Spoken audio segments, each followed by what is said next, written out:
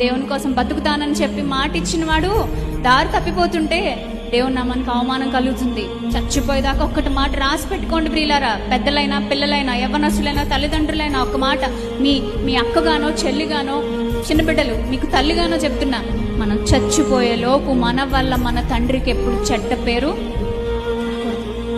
రానివ్వను ప్రభా నేను అని చెప్పేసి ఆయనకి వాగ్దానం చేయండి. మీరు నీకు నేను చెడ్డ పేరు రానివ్వను ప్రభా, కానీ కొన్నిసార్లు కష్టం అవుద్ది ప్రభా, నాకు టెంప్టేషన్స్ ఉన్నాయి, నాకు స్ట్రగుల్స్ ఉన్నాయి, నాకు నిందలు వస్తున్నాయి, నిరాశలోకి వెళ్ళిపోతున్నాను, నా వల్ల కావట్లేదు, నా ఆత్మీయత నేను అనుకున్నట్టు లేదు.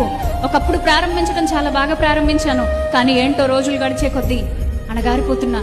కార్యారంభము కంటే కార్యాంతం మేలు అనే మాట నాకు తెలుసు, కానీ ఆ మాటను పట్టుకుని నిలబడలేకపోతున్నాను. నా దగ్గర స్థిరత్వం లేదు అనే విషయాలు నిజముగా ఒప్పుకోండి. దేవుని ముందు పడి, దేవునికి ఎవరిష్టమో తెలుసా? దాచిపెట్టి కటింగ్ ఇచ్చేవాళ్ళు ఆయనకి ఇష్టం లేదు, బిల్డప్ ఇచ్చేవాళ్ళు ఆయనకి ఇష్టం లేదు, కవర్ చేసుకునే వాళ్ళు ఆయనకి ఇష్టం లేదు. ఆయనకు ఒక్కరంటే చాలా ఇష్టం. ఎవరు వారు?